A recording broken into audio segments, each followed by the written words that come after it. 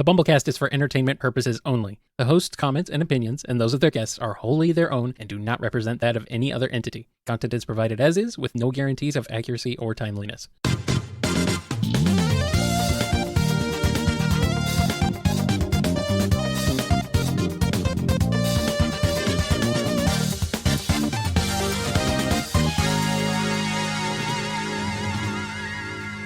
Welcome to the BumbleKast. I'm your host, Ian Flynn, the Bumble King, and joining me as always is my Bumble co-host, Kyle, JCRB Krause. Merry Christmas, Ian Flynn. Merry Christmas, Kyle Krause. Merry Christmas, all you wonderful folks listening. If you don't celebrate Christmas, I hope you're having a great day. Happy holidays all around. Yes, indeed. We got stuff to do, though.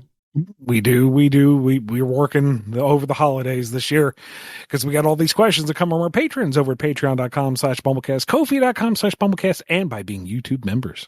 All right, let's get started off with this one from 87479. In the world of Drogune, are there religions outside of Drogunism, assuming it's still called that? And if so, what is their place in comparison to Drogunism? Are they ostracized, segregated, or worse? And do any of them have any truth to them, perhaps more so than Drogunism? Drogunism is found everywhere, but how it is practiced varies from realm to realm. Within Humaheim, you're going to see more of the official version called loyalism, meant to follow the loyal Drogune, the heavenly Drogune. I'm not going to get into the whole thing because this is a general BumbleKast, not a Drogune Mini. But point is, it focuses on the idea that Humaheim is the chosen realm, and they're the chosen people, and they're the specialist best boys and girls ever.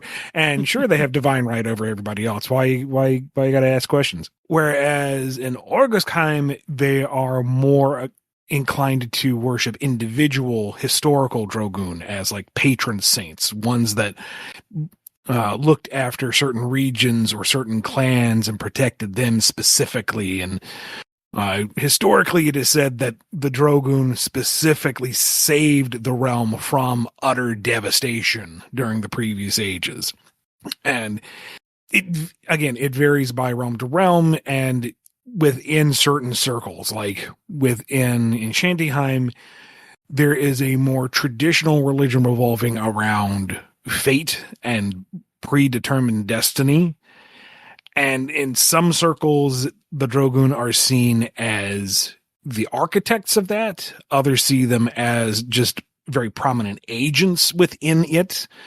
You know, clearly they did all this because they were fated to do so.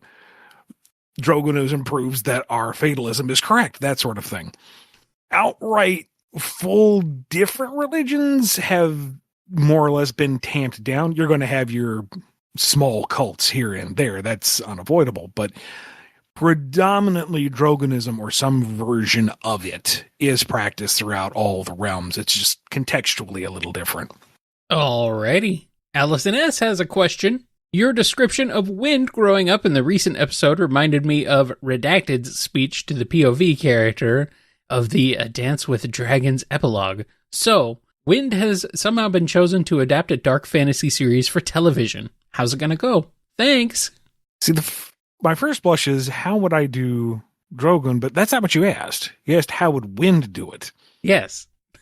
If you made Wind the producer of a TV show. Of a dark fantasy series for television. She has no idea what she's doing. She has no managerial skills. But she's going to enjoy that title and being able to tell people to do things because, hey, it's cool. And while she's not going to be the best television producer in general, she's going to have zero patience for all of the Hollywood bureaucracy, for all the red tape, for all of the inner workings and inner circles and unspoken agreements. No, she's just going to get this done. You know, you're not going to have that set done in time. Fine. She's going to hire somebody else. It ain't union. Well, fine. She's going to talk to the union head.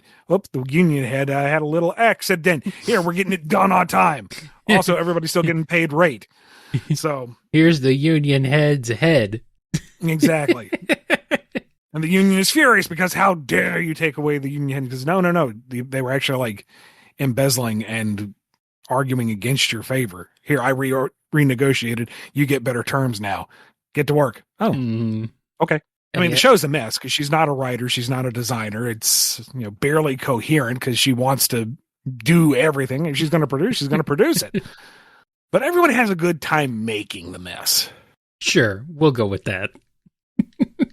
Here's Andrew D. with a question. It's time for more Anti-Mega Man. This time, it's Mega Man 8. As a recap of the game, Dr. Wily attempts to use a mysterious evil energy from a crashed alien robot to conquer Earth. Mega Man teams up with another alien robot named Duo to stop him. Mega Man defeats Wily's evil energy-empowered robot masters and the rest of his forces to gather these energy orbs, ultimately confronting Wily and restoring peace with Duo's help before Duo returns to space. What happens in the anti-version? For this, let's lean hard into the anti-angle, and it's not evil energy, it's good energy. Like clean burning, no side effects other than it like improves the machines it's applied to. This wonderfully wholesome and uplifting and energizing energy, a miracle energy. And Duo is out to stop it at all costs, to seed chaos across the universe. This light gifted to mankind must be snuffed out. And in original Mega Man 8, it's Light and Cossack who rebuild Duo. And in this anti-version, they're doing it because this good energy is potentially going to reshape the world where they can't control it. Like, everyone would be free to create and build and live the life they wanted to. They wouldn't necessarily need robot masters, or robot master technology would be able to be created by even the basic layman thanks to this good energy. No. If this Duo was out to destroy it, they must ensure Duo finishes his mission. Yeah. The whole evil energy bent is just a PR smear campaign on the part of Light Labs. And Wily is doing his absolute darndest to get a hold of it so that he can spread it around to the benefit of mankind.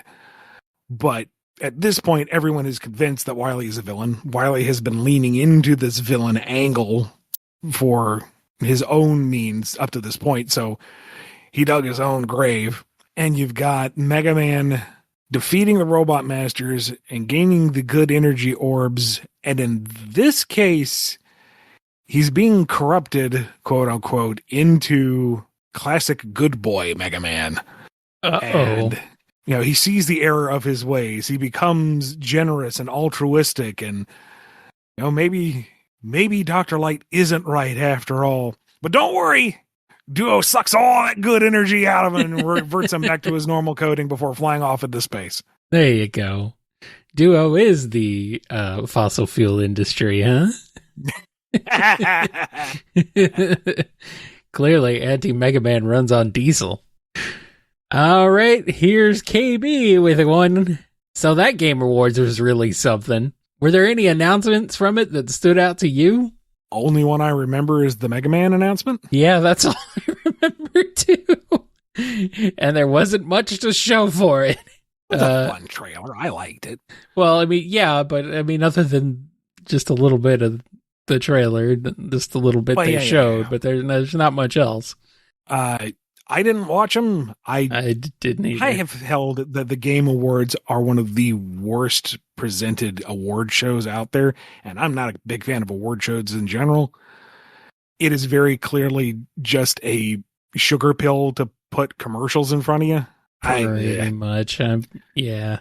So I just wait for the day after when everyone's like, okay, here's the compilation of trailers, and honestly, I can't remember anything that was announced that really caught my interest.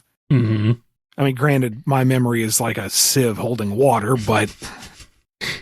The chat says this Game Awards could have been an email, which is true. Yeah, other than the Mega Man thing, it's like, wow. They really got nothing, huh? They got these $500 consoles and nothing. Cool. Anyway, Comic the Hedgehog has a question. After finding out that Webby is his daughter, Scrooge wants to take her out for some father-daughter bonding time. Since it's revealed in the finale that he paid full price for her birthday party at Funzo's, he's clearly willing to spend a fair bit of money to indulge her. How do you imagine this wholesome day would play out? Will Scrooge be a doting dad, or will the day be disastrous? Why not both? I don't... Like, this is Scrooge. I don't remember this being revealed in the show. It's some weird, like, quasi-clone thing to subvert fate. It got weird in the final season. It's in the last episode. Oh, okay. That's okay. Yeah, like they reveal Webby is part of the April, May, June trio, and it gets weird. She is a clone of Scrooge. Okay. I do not remember this. This is for some reason. That's suffice to say, she's a blood relation of Scrooge. Okay. So she knows. So she's Scrooge's X-23. Got it. Yeah. Okay. Very apt. Okay. That is eerily accurate. Uh-huh. And this version of Webby would totally love to have an extendable claw from her foot. Yeah. Oh, yeah. She absolutely would. What I do isn't very nice.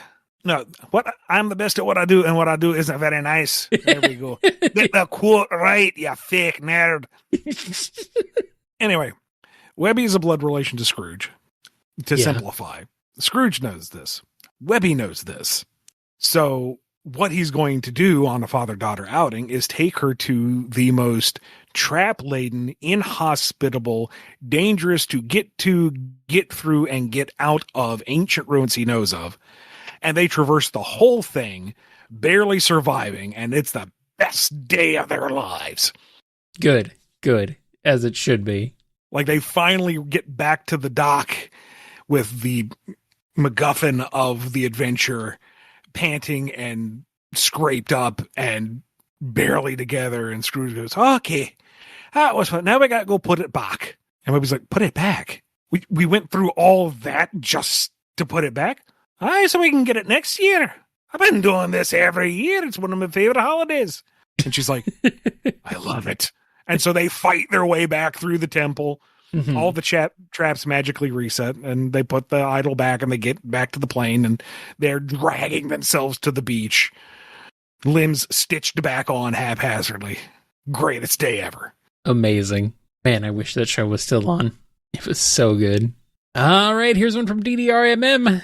Dan time again. Dan Hibiki ends up in Drogune. What happens? He tries to open his own dojo somewhere in Humaheim and immediately is busted and arrested for trying to start dissidents by teaching average civilians how to fight. Okay. Doesn't work. I mean, no, he's immediately arrested and he goes away. Oh. And the isekai adventures continue.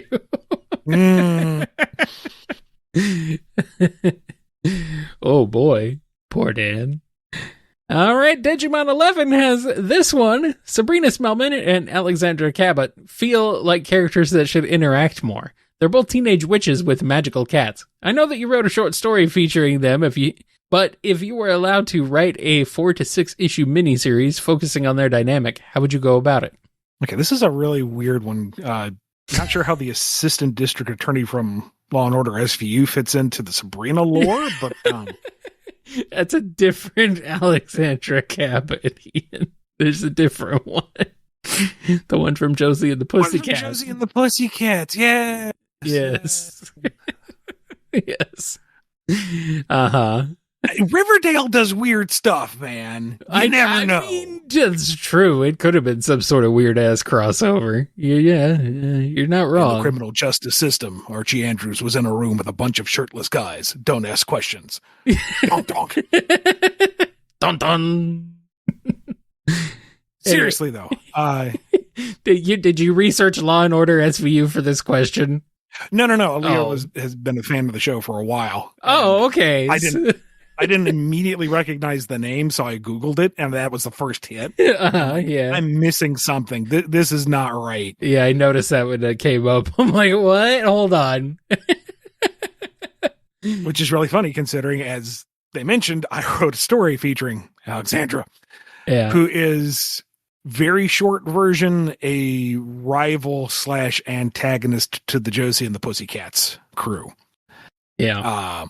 And she has a magic cat, and she has some vague magical heritage, which was kind of touched on in various Sabrina adjacent stories around that time period. I was told to play with it, but not go too in depth with it. And what I would like to do is, deep dive, get into the Cabot, I don't know how it's pronounced, get into her lineage, whatever. and play with it, expand on the magic realm. And, did they used to hang out with Salem Saberhagen when he was, a human? Is there some long running magical grudge that you can play with? Is she someone who is so fixated on her career in the music industry that she doesn't want to get into this magical nonsense? She just wants to manage the band. She wants to, have fame and fortune. She doesn't want into this razzle-dazzle and just kind of drag her kicking and screaming into the whimsy. Well, there you go. All right, question from Dove. Well, it's finally happened. Ian was playing Punch-Out, and Kyle was trying to hand him the zapper while someone yelled up, "I thought I told you to clean up your room." Then the two of you fell into the TV and ended up in Videoland. Through the power of the Ultimate Warp Zone, you are now Captain Flynn and Kyle the Duke, game masters of modern-day Videoland, which oddly still has a very 80s/90s cartoon vibe. So, first things first, what did the Ultimate Warp give you as equipment? Modern day. Yeah. I still want retroactive access. Yeah. So, there's two angles to go with this. Kyle, tell me which one you would prefer to have. One is a Wiimote that does whatever you need in the situation, be it a lightsaber or a tennis racket or a light gun. The gimmick per episode is figuring out how to use your imagination to make the Wiimote do what you need it to do for this particular video game world. Okay, that's pretty good. The other is you get a random failed console or side grade that can do something wondrous, but you have to figure out what in this context. So you wind up in a world and it's like, oh wow, I've got a Virtual Boy. What does it do? The old Sega Genesis 3D virtual pad space. What does it do? And so it's just a comedy of errors as you work with this clunky technology that wasn't fully thought through and wasn't ever fully implemented. And you may not even recognize the bloody thing. And you needed to save the day. Meanwhile, the other person's got the Wiimote and going, oh, cool. It's a grapple gun. You get an Intellivision Amico and you automatically get 5 Guinness Book of World Records. And your mother is very proud. See, I kind of want the second option because I want to have the hilariously over-the-top angry frustration as I try to get this tech to work. And you're off to the side very casually saving the day with the Wiimote. Oh, okay. You're going to give me the Wiimote. Okay. By the end of it, I figure out I can strap the Virtual Boy to my face and I basically have the Cyclops optic blast with it. Ha ha! But you've already saved the day with the Wiimote. And you're like, yeah, I did it. But Kyle, I think I did. Well, you get the Wii Zapper, like you said, the tennis racket. Yeah. Ian gets the power glove. It's so bad. More than anything, though, I want to see that interpretation of more modern tentpole video games. Yeah. What would Halo look like through that lens? What would Resistance Fall of Man look like through that lens? What would Gordon Freeman... He wouldn't shut up. It would be Freeman's mind! Good, yes. It'd be Ross Scott as Gordon Freeman. Oh, my God. Yeah, I mean... to be fair, these are retro... franchises. And the G-Man Halo is still a lot. Halo still technically exists. It's still fairly modern. They're still releasing those. G-Man is chasing us the entire time. Why is the spooky man with a briefcase after us? It's finally revealed he's just trying to get us to buy a timeshare. Mega Man hasn't changed. The right loft at the right price makes all the difference in the world. Mega Man is still the same. Absolutely. No change. Mega Man has not changed. Let's see. Who else? What about Solid Snake? Oh, no. What would they do? What would they do to poor Snake? You know what? Not a damn thing changes. It's just the cigarette's always a lollipop because you can't show them smoking. There you go. Perfect. Let's see. You could throw the Doomslayer in there. Yes. I don't know how that would work, but he could be in there.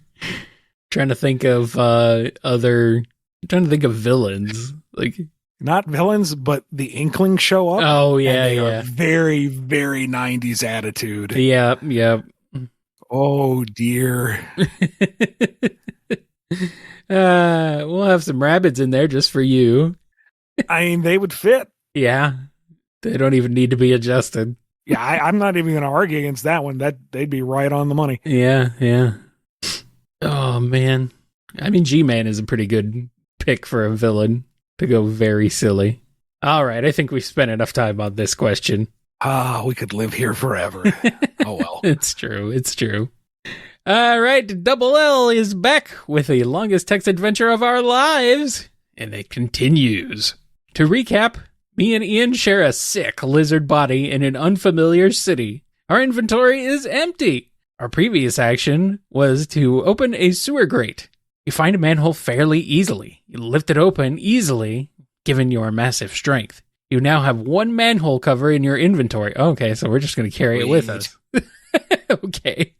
Ignoring the screams from the human bystanders, you leap in, finding yourself in a tunnel. You land with a splash. There is no safe walkway, just that funky flow, with occasional ladders to the surface. There are surface lights, but they do not help. The sewer is much less cowabunga and more cowadunga. From what you can see over the smell, you can go north or south with the water flowing to the south. Okay, so evil crazy von Bernstein, whatever the mad scientist's name is, clearly wants us to do bad things in the city. Mm-hmm. But he's a bad man. I don't want to do what he wants us to do. I would be inclined to say that if the water's flowing south, that is leading either to a runoff point or some water treatment plant that would be outside of the city limits, because nobody wants to smell a water treatment plant. Yeah, I agree. So I would say let's follow the flow south and see where it leads. One, it defies the doctor. Two, it would potentially get us out of the city. And three, with the water flowing behind us, we should make pretty good time, and any of these screaming humans on the surface who have alerted the authorities will be farther away once inquiring minds arrive versus fighting the flow northward. Mm-hmm. I'm going to see if we just happen to run into our little mouse friend down here. Just keep an eye out for Deli. Just going to look for him. Yep. See if he's around. All right. Our last question before I take a break is from FMS Draws. Unfortunately, all the Mega Man cast now has social media. What are they all posting? Are Rock and Roll even old enough to have a web page? I mean, the robots. Dr. Light. Dr. Light is a responsible parent. Uh-huh. So no, Rock and Roll are not on social media. Smart. And what engagement they do have online is supervised because they are children. Dr. Light is still on MySpace. He's the only one there. Well, he invented it. He has a bit of affection for it. Dr. Wily owns Twitter. Yeah. And it's full of his stands. Going to rename it from X to 0. They're not called tweets anymore. They're called Willies. I mean, Wileys. I really need to look into how that's spelled. Base only uses it to troll people and call Dr. Wily an idiot. Well, yeah, I mean, Why would Wiley build a robot that trolls him? I don't know. Because they said it couldn't be done. Oh, okay. I showed them. You sure did, you idiot. Shut up, you. And Proto Man technically can get online, but he learned real fast that's just not his scene. So he doesn't really like interacting with people in the real world. Why do it in a virtual space? Yeah. Let's see. There we go. Blues is on Mastodon. on his own instance where nobody else is. Nobody come here. I should have gone for the Blues Sky joke. Oh, well, no, there's too many people there. You have Mega Man EXE appear Flashpoint style going, did I go too far back? Turn back. Don't do it. Don't do it. Did we get everybody? Guess that's really the main cast. There's all the Robot Masters, but man, that's getting into the weeds real fast. I don't know if I'm going to go through 100 Robot Masters worth of social media concepts. Cutman's on there making. Oh wait, who was pun? Iceman was puns, right? No, Cutman. Cutman was puns. Cutman was puns. Okay. Iceman would be in there like pedantically fact checking the puns. That's right. Okay. Gutsman actually uses it to network his building crew, get them all on the same page. He uses it for a little legitimate purpose. Mm-hmm. Also, cat pictures. Time Man is on TikTok. Quick Man doom scrolls constantly. Can't stop. Very fast. While he's already taken over meta with his most diabolical inhuman creation yet, Zuckerman. Oh no. Oh no. Low-hanging fruit? Why, yes, I'll take that. Thank you. Yes. Oh, on that terrible one. I think it's time to take a break. And we'll be back with more on the BumbleKast. Super posting robot, na mega mail.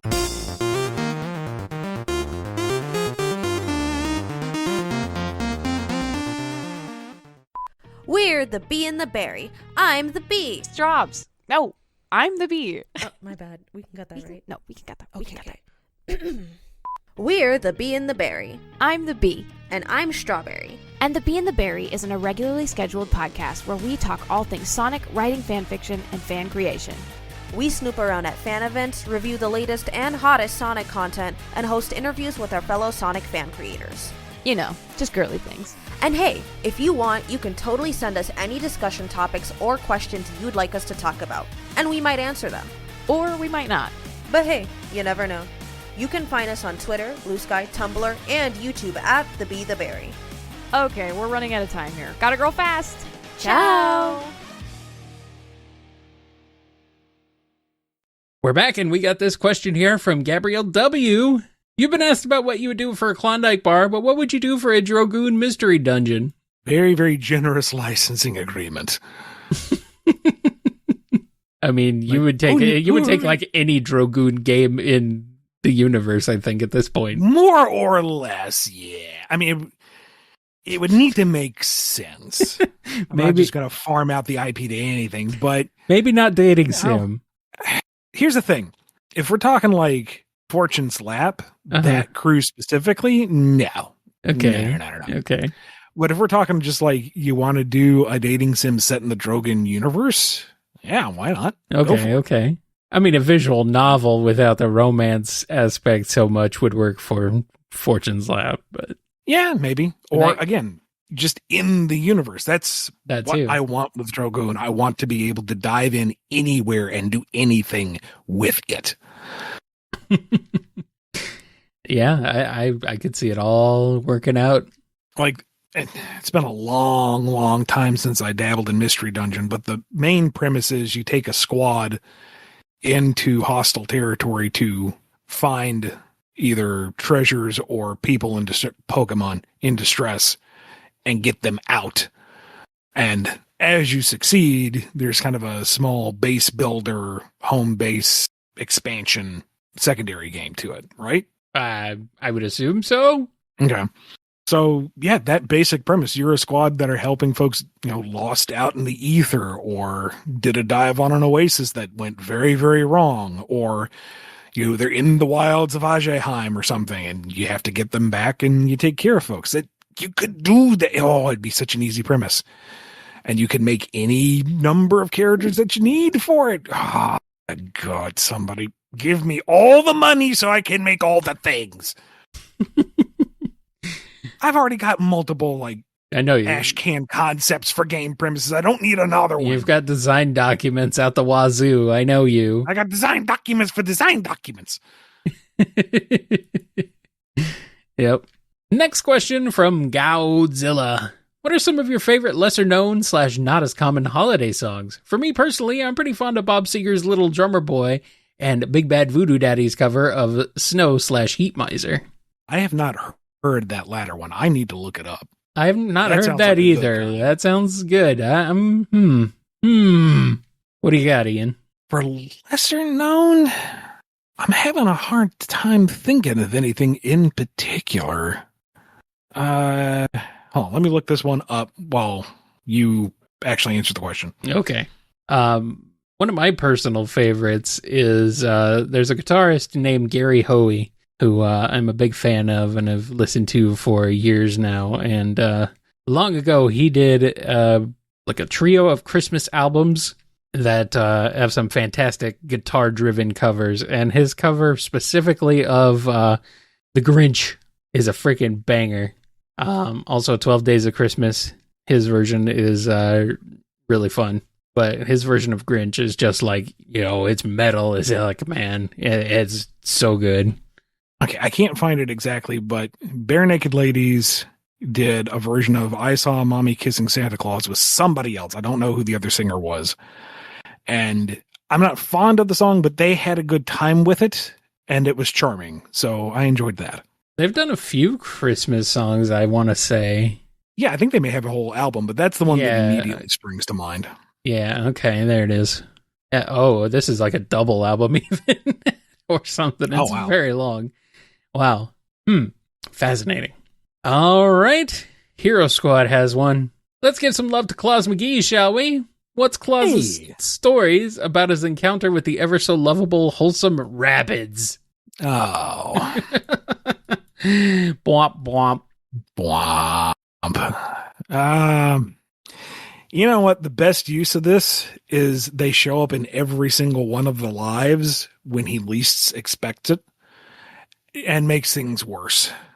Pirate Claus is just about to find that hidden treasure, and whoops, there's an IOU in an open hole signed by the rabbits. Blah!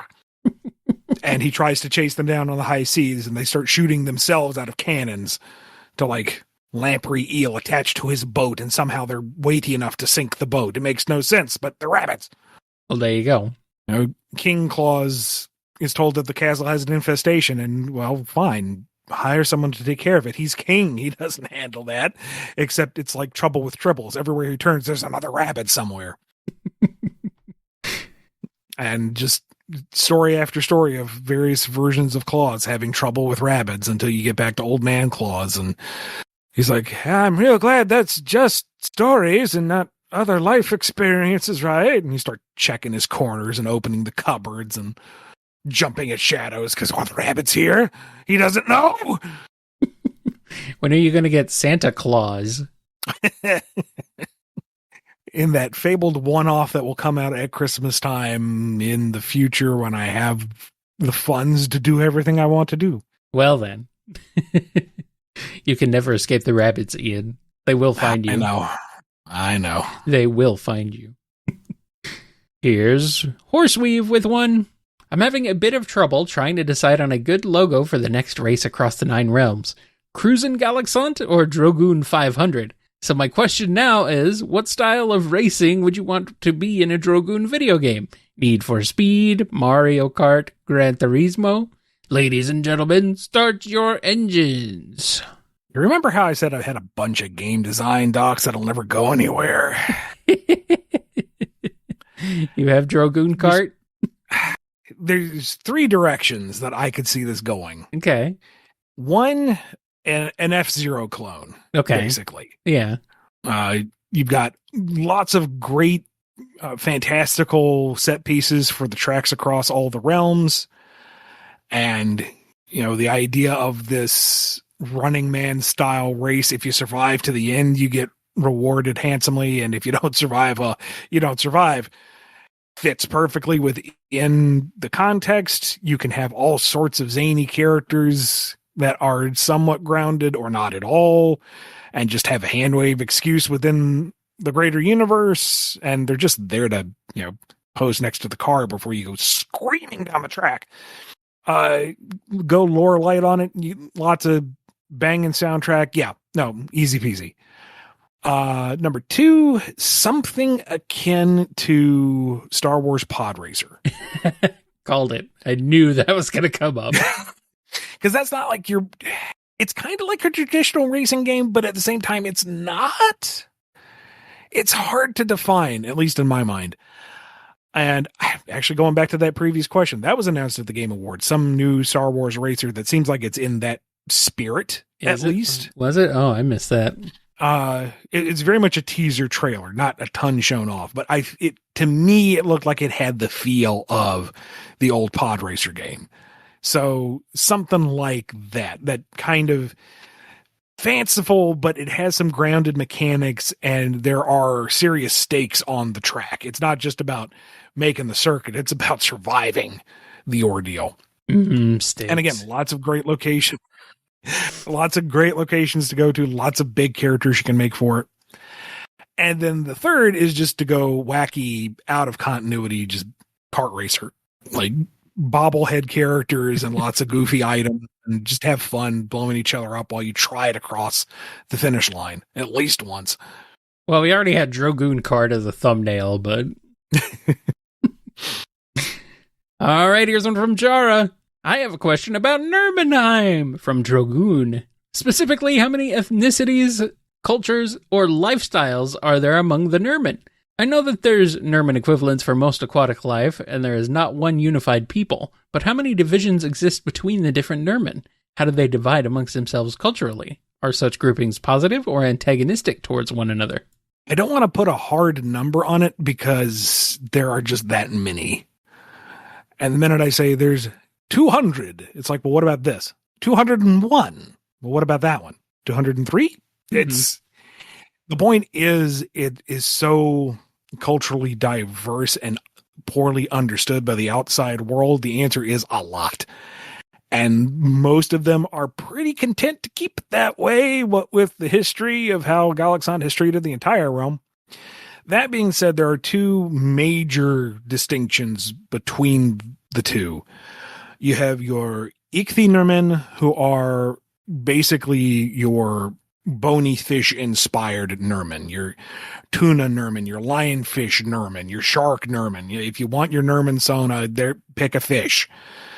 And then the Setai Nurmen, which are marine mammal inspired, your whales, your porpoises, your dolphins, that sort of thing. And because the Seta Nurmen are air breathers, because they can exist on land more comfortably for longer periods of time, they kind of dominated the initial interaction with Galaxant and how Nurmenheim was perceived on a whole to the greater cosmos, and didn't really think to consult any of the Ichthynurmen if they wanted to weigh in on the process. So there's a bit of bad blood there between those two groups, speaking broadly. Sorry. I have to stop you here for a second. I'm laughing at the chat. Your general porpoise, Nurmen. Thank you, chat. I don't know if that pun holds water, Kyle, but okay. You're such a wet blanket. Well, hopefully this answer will tide you over for now. Okay.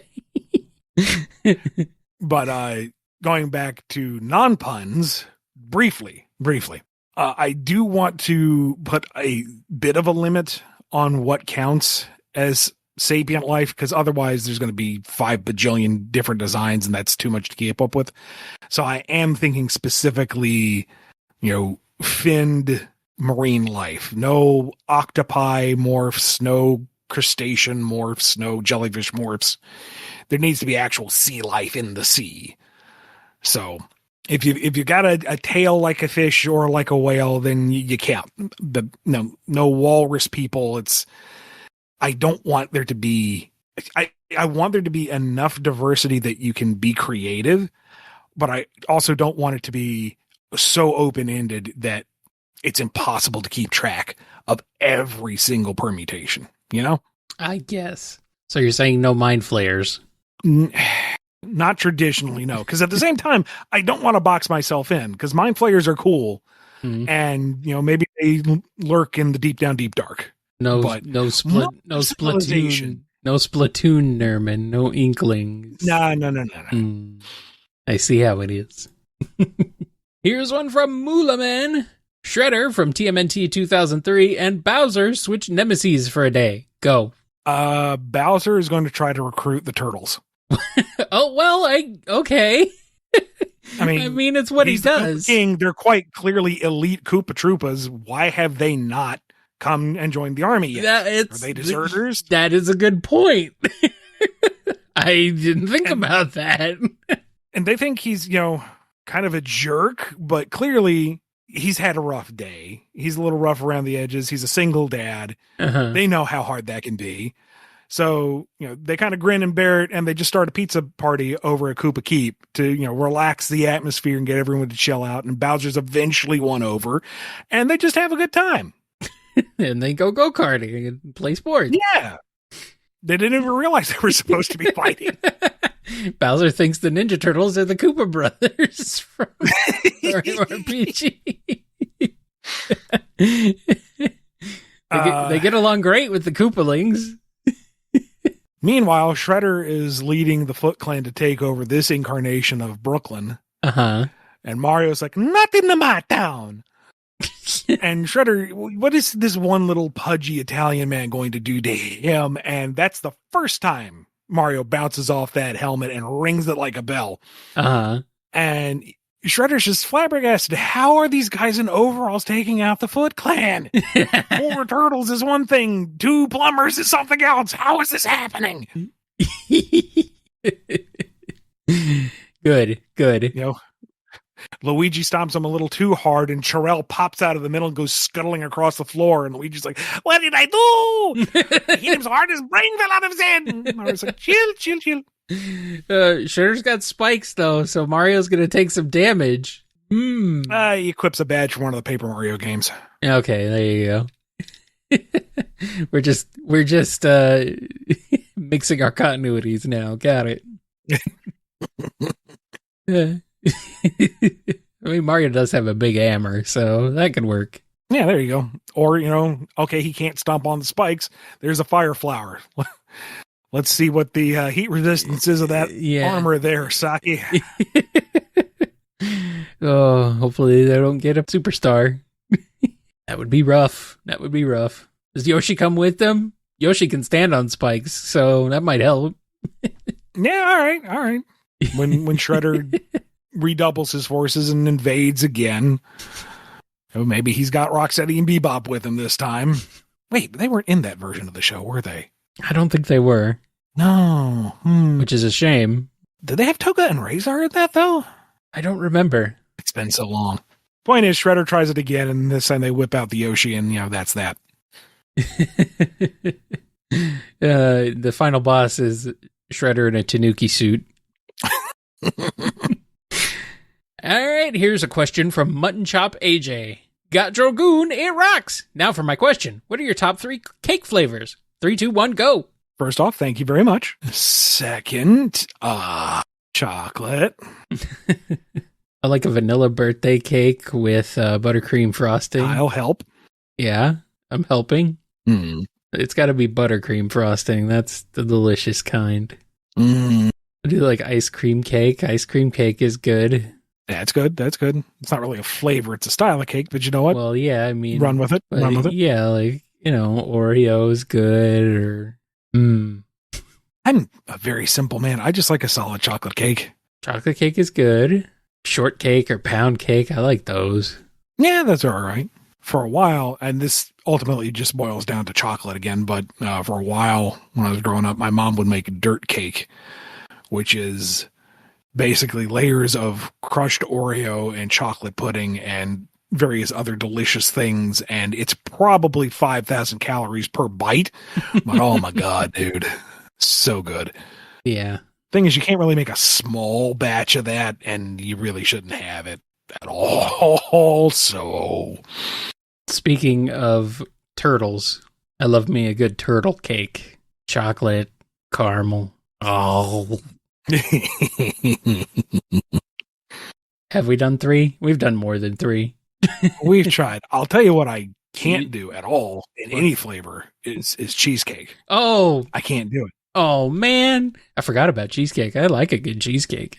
It all tastes like cheese to me, and I can't stand it. Yeah, I get it. It might just be because you haven't had good cheesecake, but... That's what some folks have said, and I'm not really big into cheese in general, and if I want a cake, I want something that tastes like cake. Something that tastes like vaguely flavored cheese.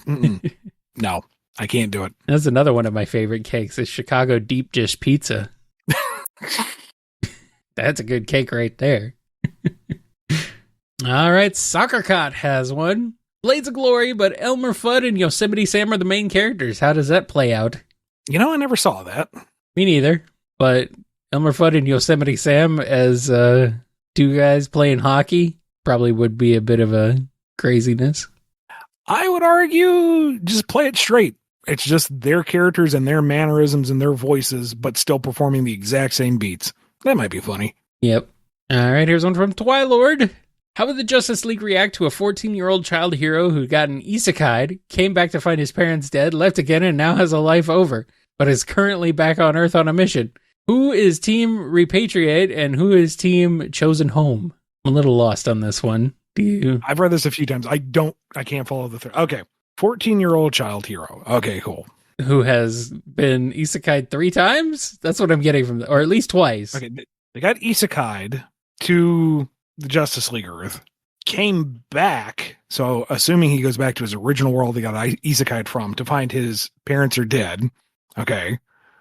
Left again, so it goes back to Justice League Earth, and now has a life over.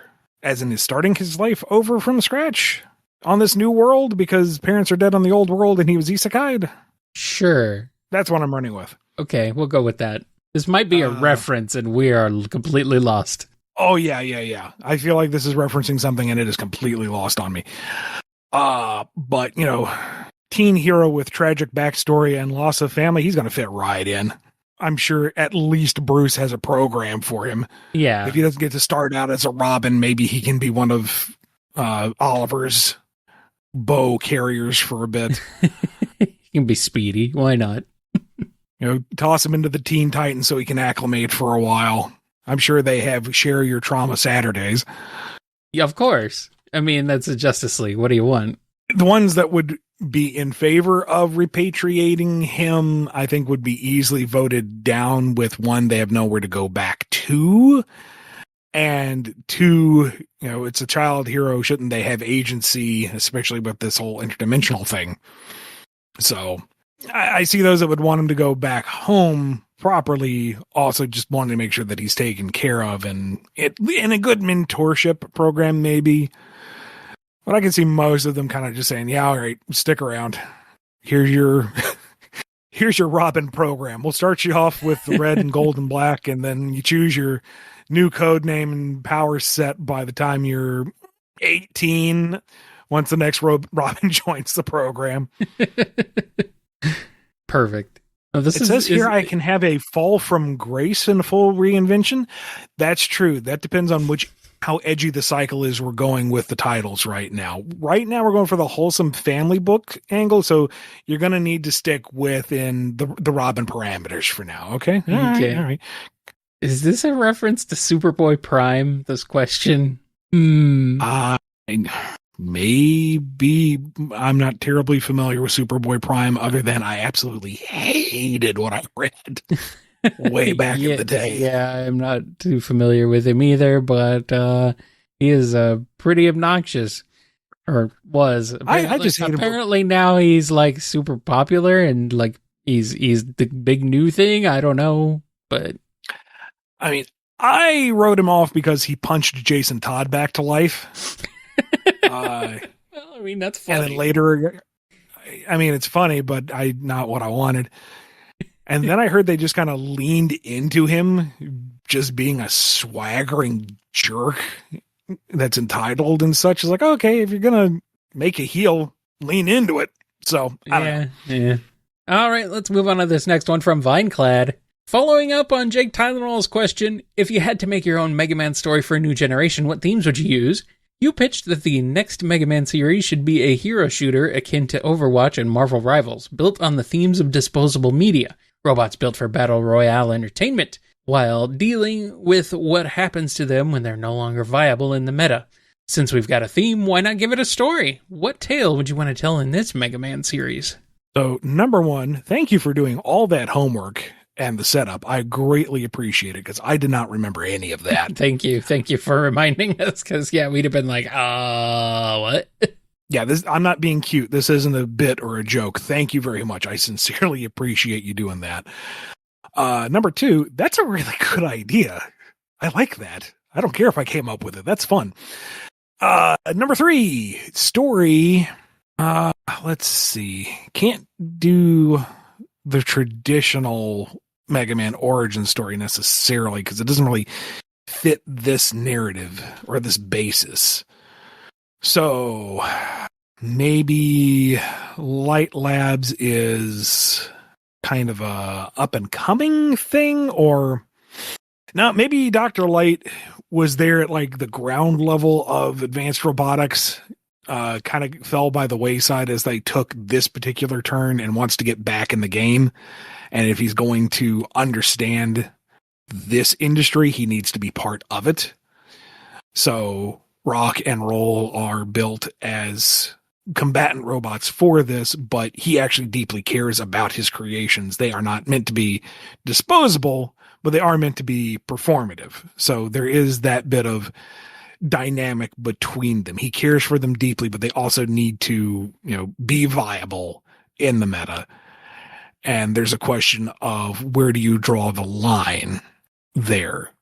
How much does he see them as his creations and kids, or at least co-workers? And how much does he see them as viable products? And maybe age up Rock and Roll just a little bit so we aren't hitting the same child beats over and over again. Young still. We need that plucky, youthful energy, but not like maybe somewhere under X, but over Rock traditional, we'll say. Maybe Mega Man EXE-ish? Okay, that'll work, yeah. Somewhere in there. And Wily is, of course, involved as some form of shady shenanigans. Either he's creating bootleg Robot Masters, or he's doing illegal modifications to them that are not within the set rules, or rigging matches. Maybe he's the best known manufacturer, but it's because he cheats his way to the top. Always good to have a good underdog story to that. Light Lab's trying to get into the game and rise to the top, but he's fighting an uphill battle against a corrupt system. You got your Robot Masters that are in the mix, who some of them are just there gladiatorially. They are serving their function. There's those that are in it for the game. They actually enjoy performing because they have personalities. We're going to go the X route, and they actually are like individuals in this, which makes the disposable side even more terrifying. But you know what? Lean into that. Actions have consequences, and don't tiptoe around it like they do in Classic, and address it like they kind of do in X and Zero. It's the shiny veneer over the much shadier consequences and costs of this sport. And Proto Man is Dr. Light's first attempt that went very poorly, and why did he lose Proto Man? Maybe it was some kind of bad deal that he signed in his naivete and lost the rights to Proto Man. Yeah, that's what it is. He lost the rights to Proto Man and thought that he had been scrapped a long time ago. So this really cool and mysterious battle bot called Breakman is just mopping the floor with anybody. Who could he be with that distinct yellow scarf? Question mark, question mark, question mark. And Base is absolutely like the grand champion who lords over everybody else until he figures out that Wily was rigging all of his matches to ensure that he always was on top, and he hates it. He wants to be the best legitimately. So he kind of rebels against Wily to make sure that he can do real fights in the arena. Are the animal companions fully individual, or are they like side units? Let's do side units. Yeah. Maybe there's like a Beastmaster class. They aren't really offensively capable, but they have a cool side companion robot. So yeah, Mega Man is the shooty bang bang jump and shoot man. Roll is a Beastmaster, and she has Rush at her side. That'd be kind of cool. I really want to do this now, Capcom. Oh man. And the thing is, I think it's a solid enough premise. The hero shooter genre is very well played out at this point. But darn it, if I had the funds in the studio, you could file the serial number off this and make it your own thing real easy. I mean, Not yeah. enough hours in the day. I mean, we've got that Mega Man 8-bit deathmatch. You could Yeah. retool things there or give that more of a story. That'd be fun. All right, let's move on to one last question from Vix Fiblin. Hey, Ian and Kyle, I just want your input on a passion project of mine. I want to create the definitive modern Generation 1 Transformers continuity. I've been inspired to create the blueprint continuity of Transformers, merging aspects of all the big storylines and origins into a cohesive, mostly, 84 cartoon-based universe, as nothing like it exists at the moment. Would love your input on this idea and advice on how it could work in an official capacity, hopefully. Thanks. Officially, I can't see that happening. Just going to rip the Band-Aid off on that. Not that I am super familiar with all the ins and outs of it, but I can see something as old and as diverse as the Gen 1 line being a legal minefield. Ownership of robot designs, of toy designs, of continuity across comics and cartoons, who owns what can be replicated where. There may be somebody who has that all figured out. Maybe I'm wrong. Maybe it's Hasbro that owns Transformers, right? I believe so. I don't know if they own all the stuff, though. Yeah. It really comes down to... Because G1 pulls a lot of things from, import, Japanese toy lines and stuff. It's all kind of a mishmash, hodgepodge of things. So, just domestically, it would be a nightmare to carve through. And once you get into international business, yeah, I'm not saying it's technically impossible. What I am saying is you would need an incredible amount of time and money and business contacts to orchestrate and consolidate and get all that into the core project that you want to produce, and then sell all the parties on this concept of this rejuvenated, consolidated version of the brand that isn't necessarily what they want to be forward facing right now. And to what end? Are you going to reproduce all the old media and present it in this cohesive manner? Or are you consolidating it all into the animated series that you're proposing, in which case, how much revision are you doing to it? Because what all is going to be portrayed? How are you going to adapt comics and games and ad material and other cartoons? How are you going to buff down any of the continuity issues? It's as a fan project, as something to devote yourself to and just make it make sense. That honestly sounds like a lot of fun. I'm not really super big into Transformers, but I get the appeal. Yeah, you've done it before. Basically, you've done at least tried your best to do it in a semi-official capacity, even. But yeah, I mean, if it were a fan thing, you can do whatever you want. Yeah, and I don't want to like tear down the idea here, like. I really do see the appeal of it, to take all of something that you love and make it make sense. Yes. In a nice, single, cohesive, continuous version. Just saying that out loud, I can feel my blood pressure drop. It's like, oh, zen. Such a wonderful ambition. Uh-huh. Officially, though, from my experience working on a variety of IPs, I cannot see it happening in an official capacity. Right. Now, whenever we get a question like this, I'm going to add on there that I absolutely want you to prove me wrong. Mm-hmm. Like, I want you to make that connection with Hasbro or whoever and network and make this happen and show off your, 84 episode magnum opus and say, you said it couldn't be done, Flynn, and here it is. And I will buy the box set. I will shake your hand and say, thank you for proving me wrong. I want you to overcome that. I don't think they're planning on having 84 episodes. This is based on the 1984 cartoon is what they mean. I'm just rereading the question because it says generation 84 cartoon based universe. So I don't think they want to do like 84 episodes. They just want to, based on the 1984 cartoon, which is Gen 1. Did I misinterpret the whole thing? No. You're just saying like 84 episode cartoon, but no. I mean, they could do an 84 episode cartoon, maybe. I don't know. Maybe they'll do that now because you said so. Create a blueprint continuity of Transformers, merging aspects of all the big storylines and origins into a cohesive 84 cartoon-based universe. Yeah. That's taking material and putting it into a cartoon universe. The way it's phrased, it sounds like they want to create an animated universe. Maybe it is what they mean. Okay. I don't know. I mean, I could, if I'm... It could go either. I mean, I think it's still applicable regardless, but, Right.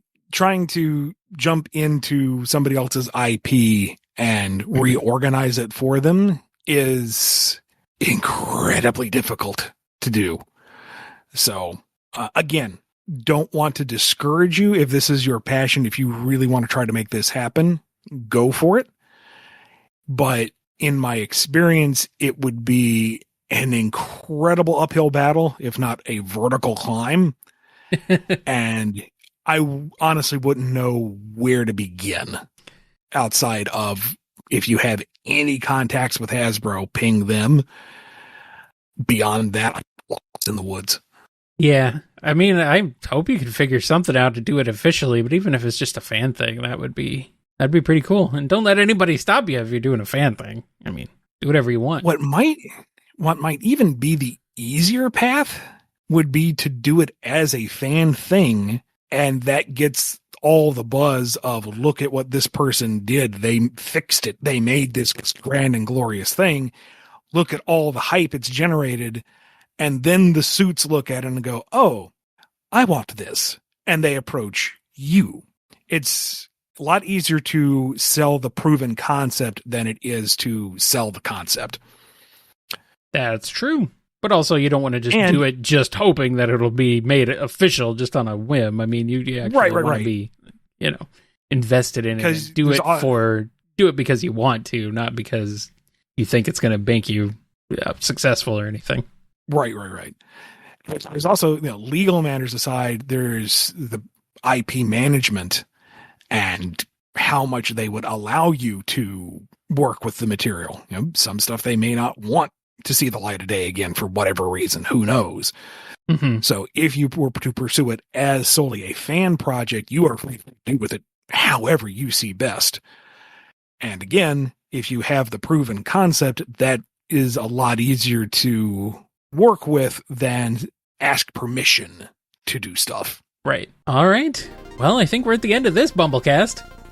Yeah, happy holidays to all of y'all listening. Thank you for joining us here on Christmas Eve. If you're listening to us on release, if not, well, hope you had a happy holiday. Happy New Year, too. You know what? Happy 2026 while I'm at it. I think we could all use one of those. Boy, that would be nice.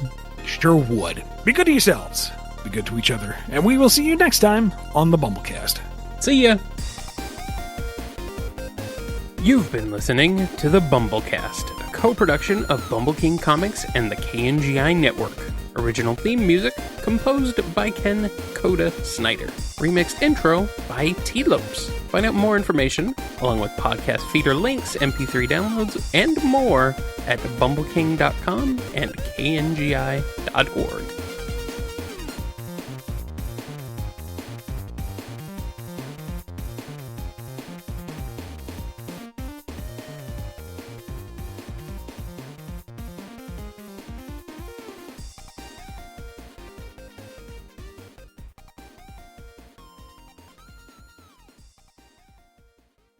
Who's gonna complain?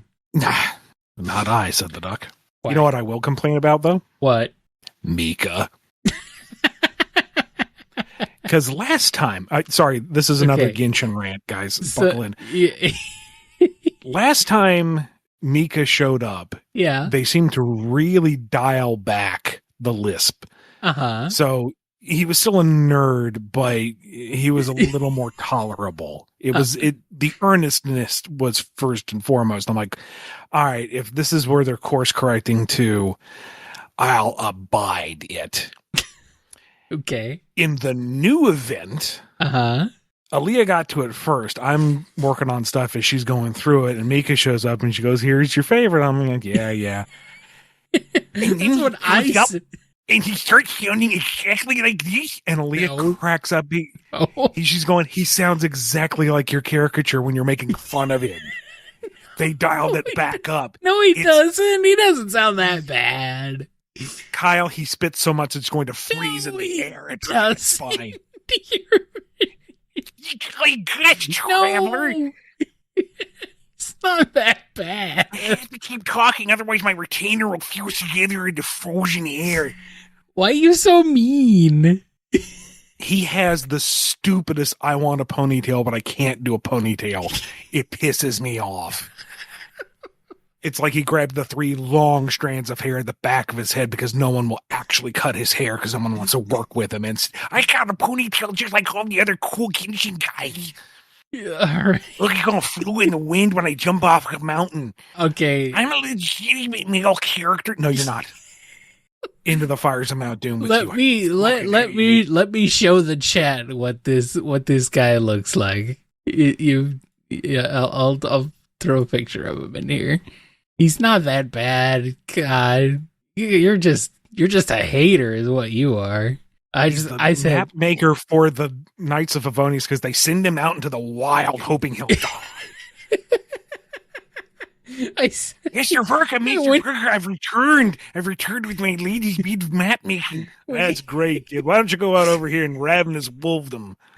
When he showed up, I'm like, oh, it's Ian and Lee's favorite. No, and he says it's just a twink. No. Why do you have to be so? Why do you have to be so mad? Venti is a twink. Albedo is a twink. The Traveler. Albedo is not a twink. Bennett is. Yeah. All right. Maybe I will go so far as to agree that Albedo might be a twunk, just a short stack. Uh-huh. But no, Mika is not a twink. Mika is a Twinkie. Soft, substanceless, and very vanilla. I don't think he's that bad. So I hate his design. His kit makes no sense. I haven't played him, so I don't know.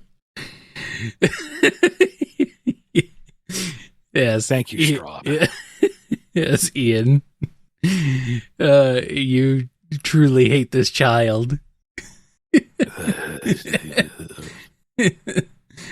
is very chill. You know, I was even willing to give him the benefit of the doubt because when he first shows up, he's reading correspondence from Varka, which is quite funny, literally. And he gets to the part where Varka, laughs and actually told him to write out the ha ha ha, and then specify he laughed or not mine. And it's like, oh, you're a little dork. That's kind of cute. But then he kept on cooking and cooking and talking, and he wouldn't shut up. I think it's really mean that the guy that they have read the Knights of Favonius correspondence out loud is the guy with a speech impediment. That's just mean. And let me make it clear, the voice actor does not do a bad job. He's a competent actor. He definitely conveys the earnestness to it. Mm-hmm. And given between updates, that is clearly a directive choice. Yeah. So they're doing a fine job. I'm not mocking the actor. I'm mocking the character. I'm not sure if he's supposed to be a child. There aren't any well, I almost said there's no children. Yes, there are. But no, I'm pretty sure he's supposed to be in the teen range somewhere. That would be my guess. Benny's. Yeah. Elias says that he's old enough to drink. Is he? Jesus Christ. Well, I mean, in this world, who knows what the age limit is supposed to be? Well, Durin technically isn't. I think Bennett's too young. Fischl is.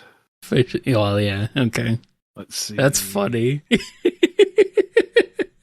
Where is... I mean, he's not voiced by a woman, so... I'm trying to find the... Then again, Venti is, and he's an ageless Archon god, so, Venti's voice actor is Rob... You mean Mika? Mika, sorry. Yeah. Rob Moreira? Not familiar with him. What has he done? That does not look like a Mika. Holy shit, dude. Like his one bicep is as large as Mika is whole. How do you spell his last name? Moreira. Okay. Not familiar with his body of work either, so I don't know. Wow. Yeah, let's see. Genshin, yeah. He's a character in Earth Defense Force. That's pretty funny. Yeah, been one of recurring Yu-Gi-Oh character, I guess. A little bit of Pokemon. Yep, some random Pokemon stuff. I mean, good on him. I'm glad he's getting work. Just wonder what he sounds like in other roles. Oh no, it's a giant spider! Hurry, Earth Defense Force! We gotta shoot it with our bullets. Help! It's eating my leg. That is, I'm sure that is not like the voice he always uses. I choose you. Apparently, your ranting about Mika woke up your wife. Well, sorry, hon.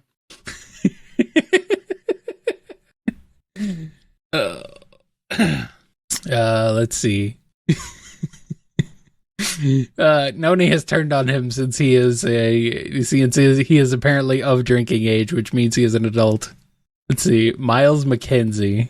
I feel like I should know that name. Miles McKenzie from Metroid Prime 4. Oh, well, considering he's one of the factors that I'm not buying or playing the game, I don't know. Apparently he's barely in it, really. And the fact that everyone hates him is so very overblown. Oh, yeah. Oh, yeah. I don't know. I keep getting mixed signals that it's perfectly fine. Just don't put your expectations too high. And others saying it's mechanically serviceable, but it's lacking in every regard. And the description of the final boss and Silex are like, wow, you dropped the ball so hard it went through the floor. So I'm okay. Okay. Well, still a $500 console to play it. Jeez, 700 plus up here. Oof. Get better money. Oh, wait, it's also on Switch 1, apparently, but how's it play on there? It's also still $90, so. Big oof. Oh, apparently it runs pretty well on the old Switch. Surprise. That's good. Alrighty. Well, now that you've ranted about Mika. Yeah. Now that I'm all warmed up, shall we actually get to it? Sure.